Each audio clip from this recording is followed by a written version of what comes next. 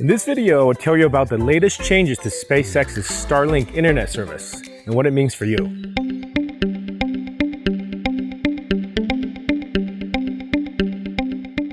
Hello everyone, my name is Dan. My family and I have been traveling the world by land in our camper van for the last 15 years.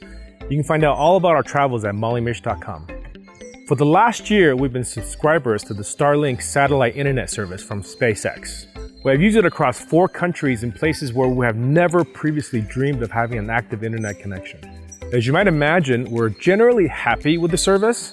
Because it is still relatively new, there have been a lot of changes both on the hardware side and on the service side. In the last few months, there have been a lot of changes to Starlink's pricing and service plans. For a couple of months starting in February 2023, there was a lot of confusion amongst existing customers with regards to pricing. It seemed that some users were seeing prices increase while others were having their monthly fees reduced. I will explain exactly what happened with that in a minute. The names of the plans have also undergone a number of changes, with Starlink for RV switching to Starlink Roam, and now again to Starlink Mobile, while residential and business plans also getting some updates. Finally, in these last few days, Starlink seems to have settled on how they will be managing everything going forward. Today I'm going to help you understand it all and tell you exactly what you can expect as a new or existing customer. If you're an existing Starlink user, you are most likely on one of their 2 consumer plans, residential or RV. Those 2 plans still exist, but their names have changed to standard and mobile respectively. On top of that, there are 2 additional plans added to the lineup to include prioritized speed options to round out their offerings. The 2 additional plans have to do with the ability to add priority speeds to your service. Simply put, choosing a plan with priority means you'll have guaranteed faster speeds for a fixed amount of data. Standard, formerly residential. The original residential plan now is called Standard. It is for users operating from a single fixed location. The price for the Standard plan was raised from $110 to $120 for most locations. However, in a somewhat surprising move, in some less congested areas, they have actually lowered the price to only $90. Priority, formerly business. The next level up from Standard is called Priority. It is the same as the Standard plan, except you can choose to have prioritized speeds in various amounts of data capacities, starting at 1 terabyte for $250, 2 terabytes for $500, or up to 6 terabytes at $1,500 per month. Paid prioritized data has essentially become the 3rd level of speed prioritization from the previous 2. In the past, the residential plan had guaranteed speeds, while the RV plan was set to best effort speeds. This new top tier supersedes both of them, but is really expensive and probably only necessary for mission critical or business related use. When you reach those amounts of data purchased in the plan, you will simply revert back to the Standard plan, which is still unlimited, but at the mid-priority tier. For both of these plans, adding mobility for a monthly fee is no longer an option. You're only allowed to use the service from the service address on your account. That means for travelers, you're going to want to look at the next 2 plans. Mobile, formerly Roam or for RV. The 3rd option is now called Starlink Mobile, which was initially called Starlink for RV and then Starlink Roam. The price for this plan has been raised to $150 a month from $135 previously. It is for users who plan on using Starlink service anywhere on land within the same continent as their shipping address on the account. For the more adventurous, there is also now a global option. The base mobile plan is referred to as regional, which allows the users to move within the home continent and for only 60 days outside of their home country.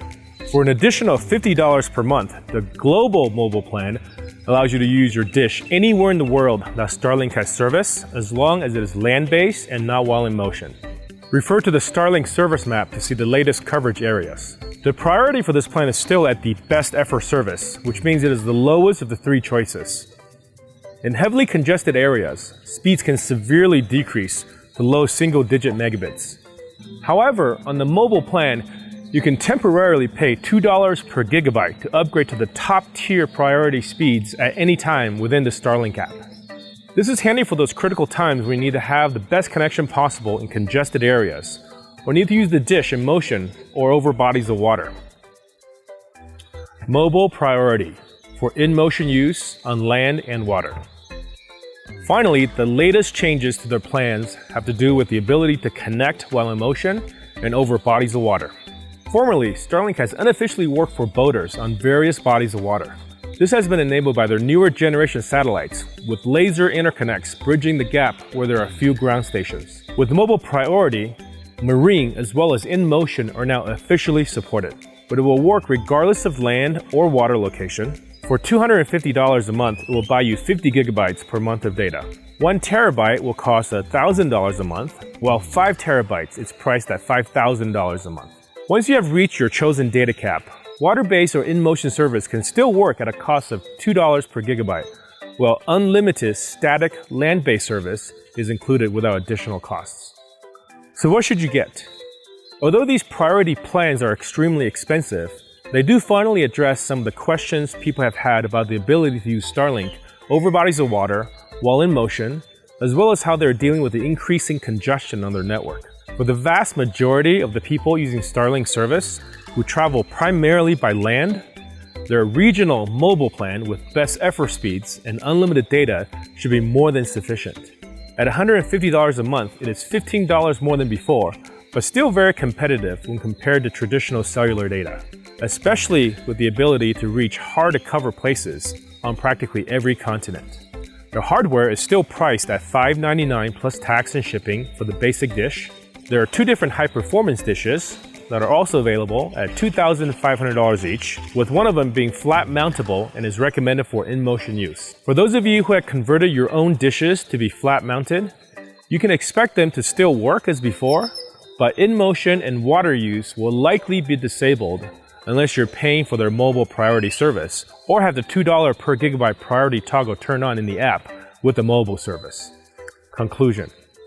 So, with all of these new changes to the Starlink service, it seems that SpaceX has finally reconciled all of the concerns and inconsistencies experienced by many of its users in recent months. I will, however, still keep a close eye on the latest announcements, because if there's anything we know about Starlink service, it is that they're always making changes. I hope this has helped you wrap your head around the latest updates to Starlink's revolutionary internet service. Thank you for watching, and we hope to see you guys out on the road.